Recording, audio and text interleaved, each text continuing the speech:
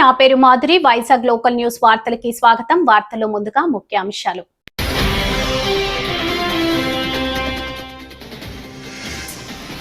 శ్రీకృష్ణపురం అంబేద్కర్ గురుకుల పాఠశాలను సందర్శించిన సాంఘిక సంక్షేమ బోర్డు చైర్మన్ పోతుల బాలకోటయ్య.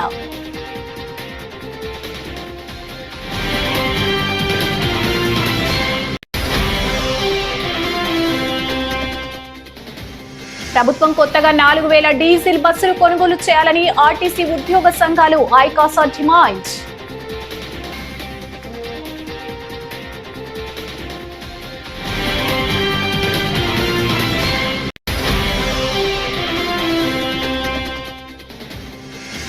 కంబాలకొండ అభయారణ్యం పరిరక్షణకు విచారణను హైకోర్టు అంగీకారం శుభ పరిణామమని బోలిశెట్టి.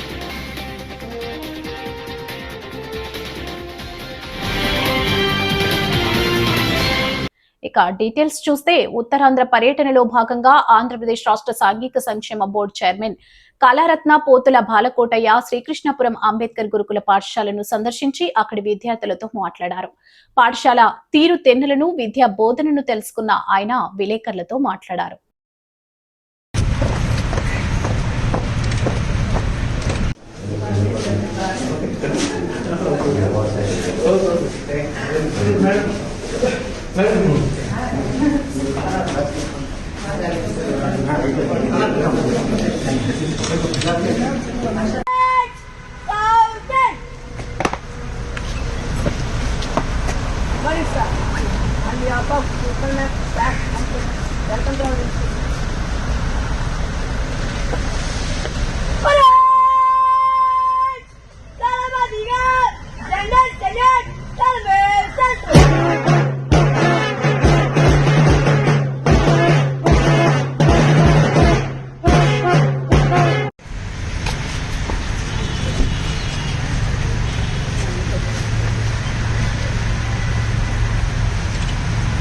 కొంచెం దండండి దండండి.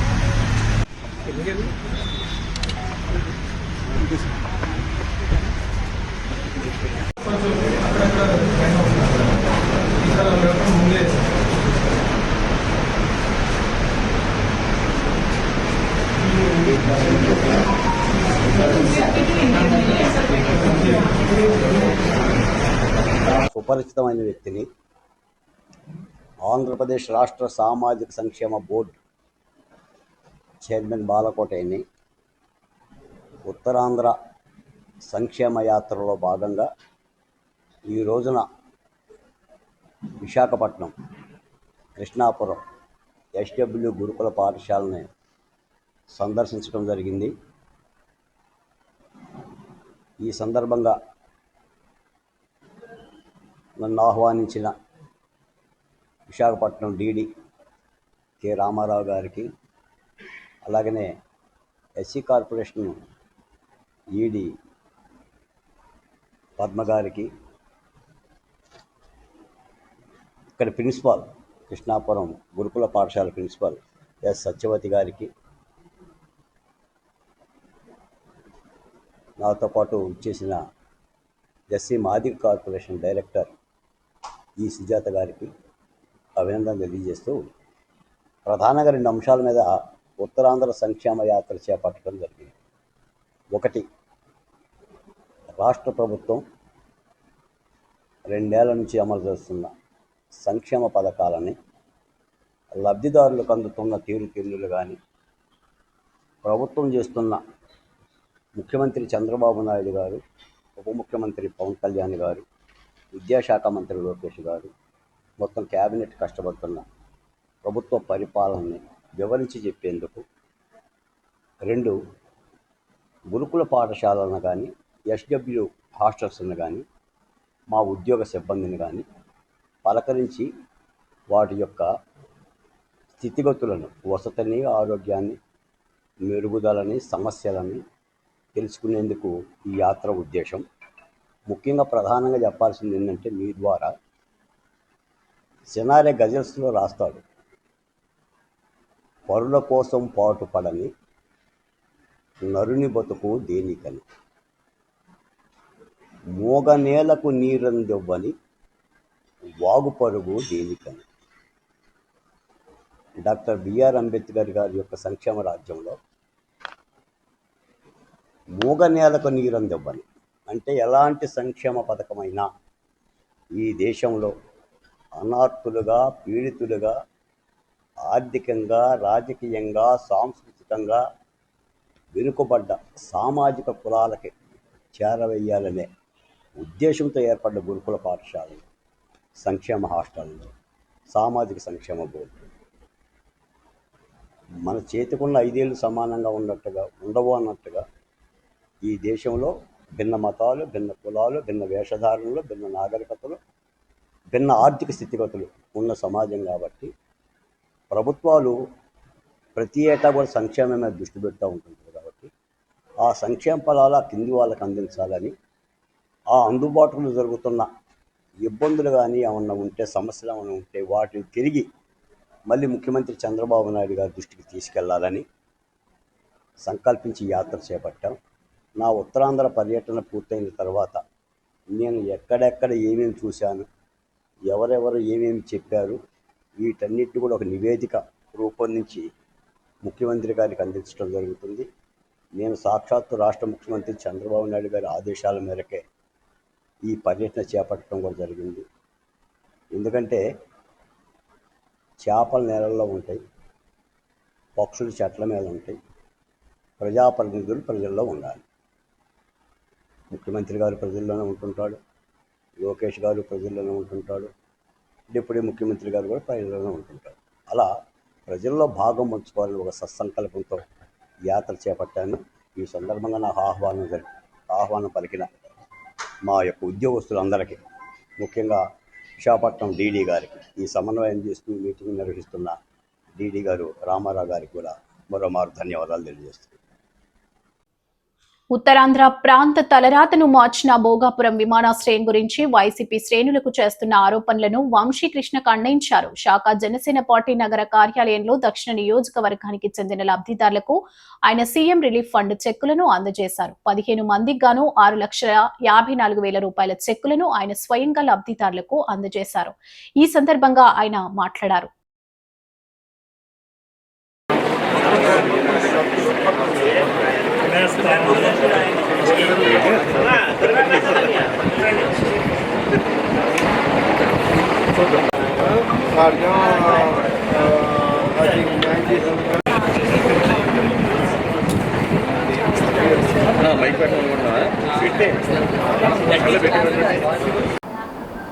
ఇంటర్నేషనల్ ఎయిర్పోర్ట్ వద్దు అంటానే వాళ్ళు స్టేట్మెంట్లు ఇస్తూ ఉన్నారు. మీరు వాళ్ళ నాయకులు స్టేట్మెంట్ చూసి ఉండొచ్చు. అక్కడికి వెళ్తే పెళ్ళిళ్ళు అవ్వు, ఎయిర్పోర్ట్లు వద్దు, ఇక్కడే ఉండాలా, ఇవన్నీ చెప్తున్నప్పుడు మరి ఎయిర్పోర్ట్ వాళ్ళు ఎలాగా చేశారు? 5 సంవత్సరాల అవకాశం ఇస్తే దేవుడు ఆ ఎయిర్పోర్ట్ని ఎందుకు కంప్లీట్ చేయలేకపోయారు? మీరు చేస్తే ఎందుకు ఓపెన్ చేయలేకపోయారు? సో ఇవన్నీ కూడా దేవుడు అవకాశం ఇచ్చినా కూడా ఈ రాష్ట్రంలో ఆయన బిజినెస్ చేసుకున్నారు తప్ప ఒక ఎలుగొండ ప్రాజెక్టు కానీ, విశాఖపట్నం ఇంటర్నేషనల్ ఎయిర్పోర్ట్ కానీ, పోలవరం ప్రాజెక్టు కానీ, విశాఖపట్నంలో ఫైనాన్షియల్ క్యాపిటల్ అని ఒక చిన్న బిల్డింగ్ కానీ, అమరావతిలో చిన్న బిల్డింగ్ కానీ, లేకపోతే కర్నూలులో చిన్న బిల్డింగ్ కానీ ఎక్కడైనా 5 సంవత్సరాలు కట్టగలిగారా? 5 సంవత్సరాలు మీరు ఏం చేశారు? దేవుడు అవకాశం ఇస్తే ఇంట్లో కూర్చొని వ్యాపారం చేసుకొని ఇవాళ నేను అది చేశాను ఇది చేశానని నమ్మడానికి ప్రజలు ఏమన్నా పిచ్చోళ్ళ? ప్రజలందరూ కూడా గ్రహిస్తూ ఉన్నారు. మీరు ఏం చేశారు 5 సంవత్సరాల్లో? ఒకటి చెప్పండి చెప్పుకోవడానికి. నేను చేసి ఎందుకు ఓపెన్ చేయలేపారు? చేస్తే మీరు ఏం చేసినా ఓపెన్ చేసేయచ్చు కదా. ఏ ఒక్కటి మేజర్గా 5 ఉన్నాయి ఈ దేశంలో, ఈ రాష్ట్రంలో.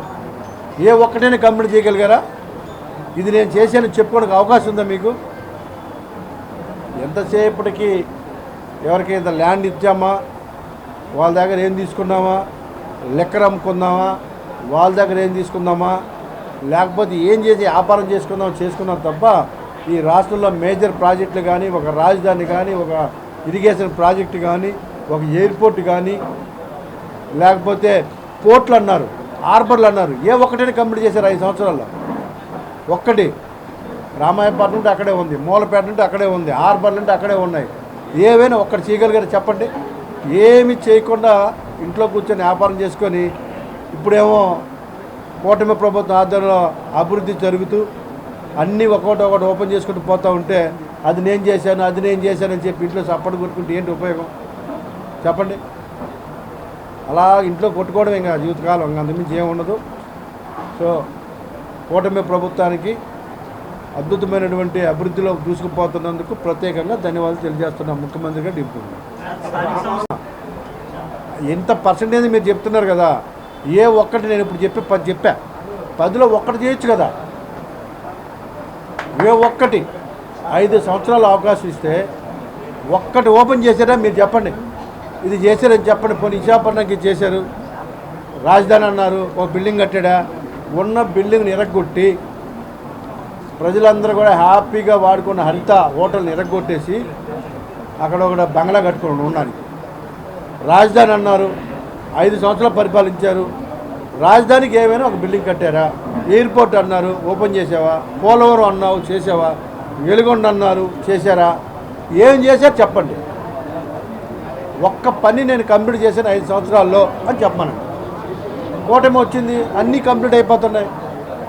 ఒక రాజధాని అయిపోతూ ఉంది, ఎయిర్పోర్ట్ అయిపోయింది, పోలవరం అవుతూ ఉంది, వెలుగొండ అవుతూ ఉంది, అన్నీ కూడా కంప్లీట్ చేస్తాం 5 సంవత్సరాలు. మీరేం చేశారు చెప్పండి?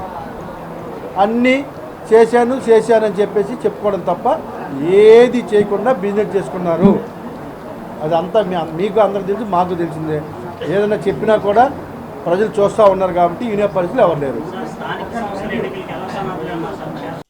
కంభలకొండ అభయారణ్యం ముడా సర్లోవా జలాశయ పరిరక్షణకు సంబంధించిన విచారణను ముందుకు జరపడానికి గౌరవ హైకోర్టు అంగీకారం ప్రజా జనానికి శుభ పరిణామమని జల్ బిరాధారి జాతీయ కన్వీనర్ ప్రముఖ పర్యావరణ పరిరక్షకులు బొలిశెట్టి సత్యనారాయణ హర్షం వ్యక్తం చేశారు.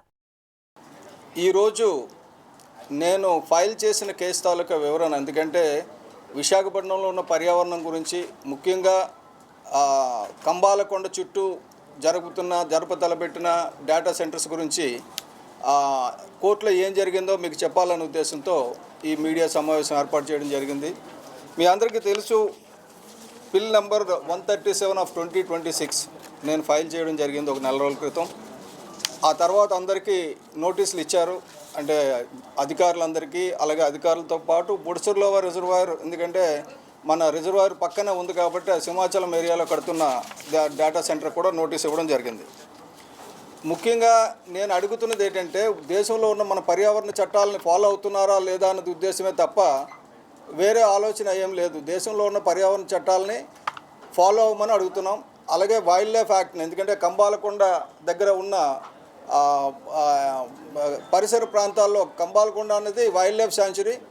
వైల్డ్ లైఫ్ శాంచురీకి ఒక పర్యావరణ నిబంధన ఉంది. ఏమంటే దాని చుట్టూ 10 కిలోమీటర్ల రేడియస్లో ఏది కూడా కన్స్ట్రక్షన్ చేయకూడదని. 10 కిలోమీటర్ల రేడియస్ అంటే నేను ఆల్రెడీ అక్కడ పెట్టించాను అవతల. ఇది 5 కిలోమీటర్ల రేడియస్ అండి. ఈ 5 కిలోమీటర్ల రేడియస్లో, అంటే 1 కిలోమీటర్ రేడియస్లోనే ముడసర్లోవా రిజర్వాయర్ ఉంది, 2-3 కిలోమీటర్ల రేడియస్లోనే తుర్లువాడ ఉంది. సో ఈ 2 డేటా సెంటర్స్ కూడా 5 కిలోమీటర్ల లోపల వచ్చాయి. బేసిక్ ఏంటంటే, ఇలాగ 10 కిలోమీటర్ల వరకు మీరు చూసినట్టయితే ఇది సింహాచలం కొండ, ఇలాగ పచ్చటి కొండలన్నీ ఉన్నాయి కదా. ఈ పర్యావరణం నిలబడాలంటే మనకి ఈ గ్రీన్ ఏరియా అంతా కూడా కంబాలకొండ అండి. కంబాలకొండ చుట్టూ ఒక 1 కిలోమీటర్ అయితే నో కన్స్ట్రక్షన్ జోన్ కింద ఉంటుంది. 10 కిలోమీటర్స్ వరకు ఏంటంటే ఇండస్ట్రీస్ రాకూడదు. మేజర్ ఇండస్ట్రీస్ ఏవి ఆ పర్యావరణం, అంటే ఈ వైల్డ్ లైఫ్ యాక్ట్ దీని ప్రకారంగా, చట్టం ప్రకారంగా రాకూడదు. కానీ వస్తున్నాయి. ఎలాగొస్తున్నాయంటే మనం చూస్తే, ఇప్పుడు ఇది జనవరి 2026 అండి ఈ సంవత్సరం. ఇది చూస్తే ఇక్కడికి జూన్కి వచ్చేసరికి ఇలాగ అయిపోయింది. మనం ఇదివరకు రిషికొండ విషయంలో పెద్ద మాటలు మాట్లాడినా ఇప్పుడు ప్రభుత్వంలో ఉన్న పెద్దలందరూ కూడా గుర్తించాల్సింది ఏంటంటే, మనం చేస్తే మంచిది, ఇంకోళ్ళు చేస్తే తప్పు అన్నది కాదు. ఎవరు చేసినా తప్పే. ఇది 100% ఈ ప్రభుత్వం చేస్తున్న తప్పు విధ్వంసం. ఈ విధ్వంసం కూడా ఎంత అంటే ఈ కొస నుంచి ఈ కొస వరకు కొట్టేశారు కదండి. ఇవన్నీ దారులన్నీ కూడా ఈ తుర్లవాడ కొండ నుంచి గంభీరంగడ్డ రిజర్వాయర్కి వెళ్తుంది. ఇప్పుడు ఆల్రెడీ విశాఖపట్నం చూసాం, ముడుచుర్ల రిజర్వాయర్ ఎండిపోయింది. ఎందుకు ఎండిపోయిందంటే అటుపక్క క్యాచ్మెంట్ ఏరియాలో కన్స్ట్రక్షన్స్ వస్తున్నాయి, ఇటు కంబాలకొండ వైపు ఇటు సింహాచలం వైపు కూడా క్యాచ్మెంట్ ఏరియాలో కన్స్ట్రక్షన్స్ వస్తున్నాయి. సో నేను కోర్టులో కేసు వేసి యుద్ధం చేయడం ఒకటి. నేను రిక్వెస్ట్ చేసింది ఏంటంటే మన ఈ ప్రభుత్వ అధికారులు కానీ రాకపోతే ఈ ప్రాజెక్ట్ కడుతున్న వాళ్ళు కానీ మీరు ఈ దేశంలో చట్టాలను ఉల్లంఘించకండి. నేను అదొక్కటే రిక్వెస్ట్ చేస్తున్నాను. ఈ దేశంలో ఉన్న చట్టాలను ఉల్లంఘిస్తూ ఏం చేసినా సరే డెఫినెట్గా చట్ట ప్రకారంగా కూడా వాటికి వ్యతిరేకించాల్సి వస్తుంది. ఎందుకంటే నేను ఈ ప్రయాణం నాది ఇప్పుడు ఇది కాదండి. ఎందుకంటే నియమ్ గారు అని చెప్పేసి రాయగడలో ఆదివాసీలు వాళ్ళ హక్కుల గురించి పోరాడుతూ ఉద్యమాలు చేసినప్పుడు అక్కడ స్వయంగా అక్కడ ఉండి వాళ్ళతో ఉండి నేను చూసింది ఏంటంటే ఆదివాసీలు అప్పుడు వేదాంత ఇండస్ట్రీ వస్తే దాన్ని ఉద్యమం చేసి ఆపేశారు. అప్పటికి 3-4 వేల కోట్లు ఖర్చు పెట్టేశాం కాబట్టి దీన్ని పర్మిట్ చేయండి అని చెప్పేసి చిదంబరం గారు అడిగితే అప్పుడు ఫైనాన్స్ మినిస్టర్, అప్పుడు పంచాయతీరాజ్ మినిస్టర్గా ఉన్నతను క్యాబినెట్ మినిస్టర్ కిషోర్ చంద్రదేవ్ గారు చట్టాన్ని మారిస్తే కానీ చేయడానికి అవ్వదని చెప్పారు. అప్పుడు రాహుల్ గాంధీ గారు ముందుకు వచ్చి అక్కడ నిర్ణయం తీసుకొని ఆపారు. చాలా సంతోషం. ఇప్పుడు సిసిమలి అనే ఒక పర్వతం ఉందండి భవానీపట్నం పక్కనే. సేమ్ ఇది వరకు నియంగరిలో జరిగింది, ఇప్పుడు సిసిమలి జరుగుతుంది. కానీ సిసిమలిలో డబుల్ ఇంజిన్ సర్కార్ ఉంది. రాష్ట్ర ప్రభుత్వం కూడా బీజేపీ, కేంద్ర ప్రభుత్వం కూడా బీజేపీ. అక్కడ ఆదివాసీలు చాలా ఇబ్బందులు పడుతున్నారు. నిన్న చూసాం మనం, ఆదివాసీలు గిన్నిస్ బుక్ ఆఫ్ వరల్డ్ రికార్డ్స్లో ఎక్కారు, బాగుంది. కానీ వాళ్ళ బతుకులు గిన్నిస్ బుక్ ఆఫ్ వరల్డ్ రికార్డులు ఎక్కడం లేదు, వాళ్ళు డాన్సులు ఎక్కుతున్నాయి. ఇది నేను ప్రభుత్వాలని, అన్ని ప్రభుత్వాలని అంటే కేంద్ర ప్రభుత్వాన్ని, రాష్ట్ర ప్రభుత్వాన్ని, ఒరిస్సా ప్రభుత్వాన్ని కూడా నేను అడుగుతున్నా. డెఫినెట్గా వాళ్ళ తరపున ఎవరు నిలబడడానికి రాలేదు. మొన్న సిసిమలి వచ్చేసరికి, నియమ్ గారు వచ్చేసరికి అందరూ వచ్చారు, అడ్డారు. కానీ సిసిమలి వచ్చేసరికి బీజేపీ రాష్ట్ర ప్రభుత్వంలో ఉంది, బీజేపీ కేంద్ర ప్రభుత్వంలో ఉంది, వాళ్ళు అడ్డడంలా. కానీ ఇదివరకు రాష్ట్ర ప్రభుత్వంలో ఉన్న బీజేపీ అడ్డుతుందంటే వాళ్ళు అడ్డడంలా. ఇదివరకు దీన్ని ఆపేసిన ఇందిరా కాంగ్రెస్ పార్టీ రాహుల్ గాంధీ అడ్డుతారంటే వాళ్ళు ఆపడంలా. ఎందుకంటే అందరికీ కూడా ఫండ్స్ ఇస్తున్నారు వేదాంత వాళ్ళు. ఆ ఫండ్స్ ఎక్కడి నుంచి ఇస్తున్నారు? ఈ మైన్స్ తవ్వే ఇస్తున్నారు. ఆ మైన్స్తో ఇప్పుడు పిఎం ఖనిజ క్షేత్ర కళ్యాణ్ యోజన అని ఒకటి ఉంది. ఆ పిఎం ఖనిజ క్షేత్ర కళ్యాణ్ యోజన అంటే గిరిజన కళ్యాణం కాదండి, మైనింగ్ మాఫియా కళ్యాణం. వాళ్ళ రోడ్ల గురించి సిసిమాలి మొత్తం గ్రామాన్ని తీసేసి గ్రామం మీద నుంచి 80 అడుగుల రోడ్డు వేస్తారట. ఆ 80 అడుగుల రోడ్డు దేనికంటే మా గ్రామంలో కమిటీ హాల్ నిర్మించుకుందాం అనుకున్న భూమిని కొందరు ప్రైవేట్ వ్యక్తులు అక్రమ నిర్మాణం చేపడుతున్నారని, దానిపై చర్యలు తీసుకోవాలని గంగవరం పెద్ద గంట్యాడ మండల గ్రామస్తులు సోమవారం విశాఖ జిల్లా కలెక్టర్ కి వినతి పత్రాన్ని అందజేశారు.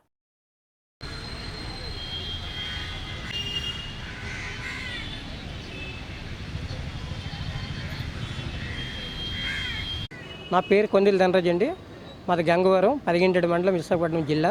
ఈరోజు విశాఖపట్నం కలెక్టర్ గారికి మా ఫిర్యాదు దగ్గర ఎందుకు వచ్చామంటే, ఆ రోజు 1972లో విశాఖపట్నం స్టీల్ ప్లాంట్ వారు 64 గ్రామాలు తీసి అందులో గంగవరం ఒక గ్రామం.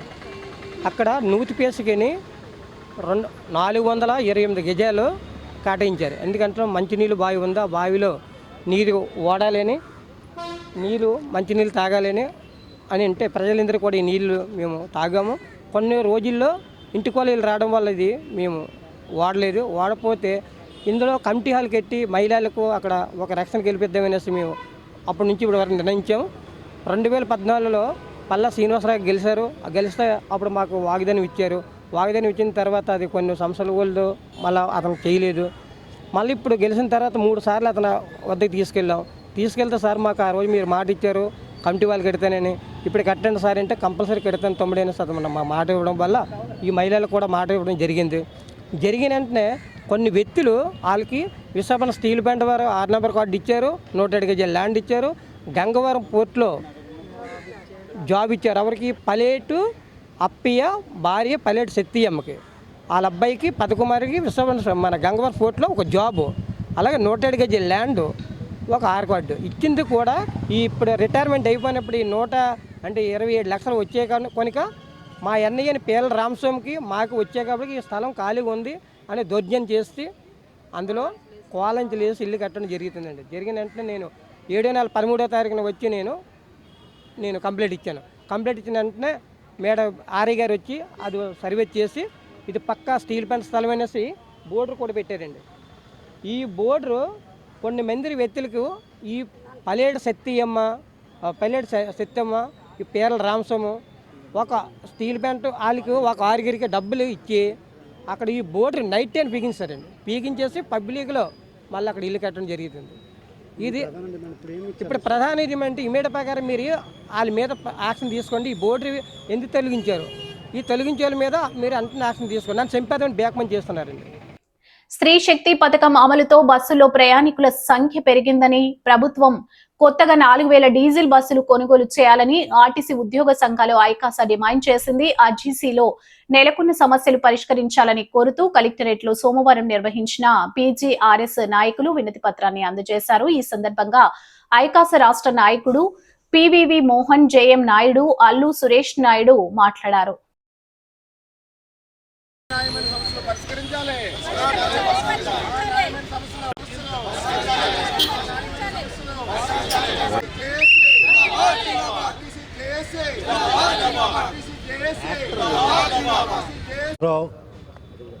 ఏపీఎస్ఆర్టీసీ జాయింట్ యాక్షన్ కమిటీ నాయకత్వ భాగంలో మేమంతా ఇక్కడ పనిచేస్తూ ఉన్నాం. మరి ఆర్టీసీలో ఏదైతే ఎలక్ట్రికల్ బస్సుల్ని మేనేజ్మెంట్ రాష్ట్ర ప్రభుత్వం ప్రవేశపెట్టాలని అనుకుంటుందో ఆ విధానాన్ని ఆర్టీసీలో ఉన్నటువంటి జాయింట్ యాక్షన్ కమిటీలో ఉన్నటువంటి ప్రధాన సంఘాలన్నీ కూడా వ్యతిరేకిస్తూ ఉన్నాయి. ఎందుకంటే పేరుకు బస్సులు కేంద్ర ప్రభుత్వం నుంచి సబ్సిడీతో వచ్చినప్పటికీ ఆ బస్సుల మీద ఏ విధమైనటువంటి హక్కులు ఏపీఎస్ఆర్టీసీకి లేవు. ప్రైవేట్ వ్యక్తుల ద్వారా కొనుగోలు చేయించి అందులో డ్రైవర్ని కానీ, కండక్టర్ని కానీ, మెయింటెనెన్స్ కానీ ప్రతి పని కూడా ఓ ప్రైవేట్ ఏజెన్సీకి అప్పచెప్పి ఏదైతే ఈవేళ రోడ్డు మీద ప్రవేశపెట్టాలని చెప్పి ఆర్టీసీ మేనేజ్మెంట్ రాష్ట్ర ప్రభుత్వం భావిస్తూ ఉందో మరి దాన్ని తీవ్రంగా జాయింట్ యాక్షన్ కమిటీగా మేము వ్యతిరేకిస్తూ ఉన్నాము. ఆర్టీసీలో ఈ ప్రజలకి ఎలక్ట్రికల్ బస్సులని స్వాగతిస్తూ ఉన్నప్పటికీ కూడా ప్రవేశపెడుతున్న విధానాన్ని తీవ్రంగా మేము వ్యతిరేకిస్తున్నాం. మరి జాయింట్ యాక్షన్ కమిటీ రాష్ట్ర కమిటీ పిలుపు మేరకు ఇప్పటికే 2వ దశ పోరాట చివరి భాగంలో ఉన్నాము. మరి రాష్ట్ర కమిటీ పిలుపు మేరకు రాష్ట్ర వ్యాప్తంగా అన్ని జిల్లా కలెక్టర్ల కార్యాలయం వద్ద కూడా స్పందన కార్యక్రమానికి హాజరయ్యి ఇవాళ మరి ఆర్టీసీ ఉద్యోగులు జిల్లాలో ఉన్నటువంటి ఆర్టీసీ ఉద్యోగులు అందరితో కలిపి సంతకాలు సేకరణ చేసి మరి బుక్లెట్ ఏదైతే గౌరవ కలెక్టర్ గారి వారి ద్వారా మరి రాష్ట్ర ప్రభుత్వానికి గౌరవ ముఖ్యమంత్రి గారికి పంపించమని చేసిగా కోరడం జరిగింది. ఈరోజు రాష్ట్ర వ్యాప్తంగా ఈ కార్యక్రమాన్ని చేపట్టడం జరిగింది. కలెక్టర్ గారు కూడా వెంటనే రాష్ట్ర ప్రభుత్వానికి పంపిస్తామని హామీ ఇస్తున్నారు. ఇప్పటికైనా శాంతియుతంగా జాయింట్ యాక్షన్ కమిటీ చేపట్టినటువంటి పోరాటాన్ని రాష్ట్ర ప్రభుత్వం గమనించి వెంటనే ఈ విధానాలను ఏదైతే ఉందో ఆ విధానాన్ని మేము వ్యతిరేకిస్తున్న విధానాలని మరి మా నాయకత్వాలతో చర్చించి ఆర్టీసీ యాజమాన్యం ద్వారా ఈవీ బస్సులు కొనుగోలు చేయాలని, ఆర్టీసీ ఉద్యోగుల ద్వారా వాటిని నడపాలని, ఆర్టీసీ సంస్థ మెయింటెనెన్స్ చేయాలని చెప్పి సందర్భంగా జాయింట్ యాక్షన్ కమిటీగా మీ ద్వారా రాష్ట్ర ప్రభుత్వానికి ఆర్టీసీ యాజమాన్యానికి విజ్ఞప్తి చేస్తా ఉన్నాను. థ్యాంక్ యూ అండి. నా పేరు పి సూర్యనారాయణ.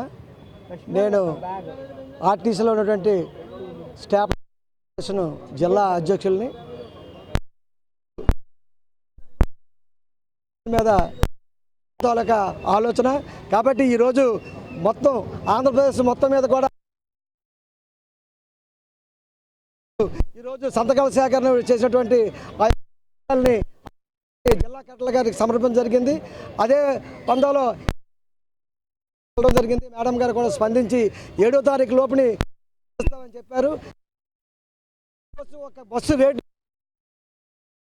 ₹1,60,000 అయితే ప్రైవేటు ఓనర్కి ₹1,60,000 1,60,00,000ది ₹40 లక్షలు సబ్సిడీ ఇచ్చి వాళ్ళు ప్రైవేట్ వాళ్ళకి ఇస్తున్నారు. ప్రైవేట్ వాళ్ళకి ఆర్టీ స్థలాలు ఇస్తున్నారు. ప్రైవేట్ వాళ్ళకి రూట్ పర్మిట్ ఇస్తున్నారు. వార్తలు ముగించే ముందు ముఖ్యాంశాలు మరోసారి.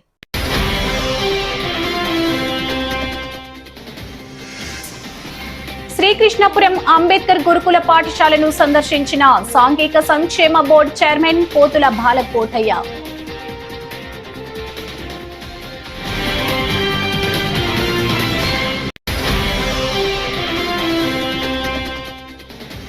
ప్రభుత్వం కొత్తగా 4000 డీజిల్ బస్సులు కొనుగోలు చేయాలని ఆర్టీసీ ఉద్యోగ సంఘాలు ఐకాసా డిమాండ్.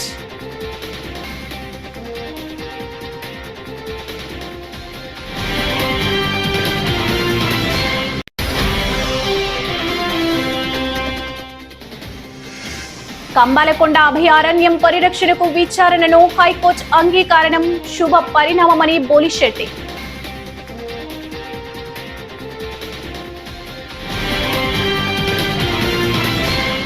ఈ వార్తలు ఇంతటితో సమాప్తం. తిరిగి మరో తాజా బులెటిన్ లో కలుసుకుందాం. అంతవరకు సెలవు. నమస్కారం.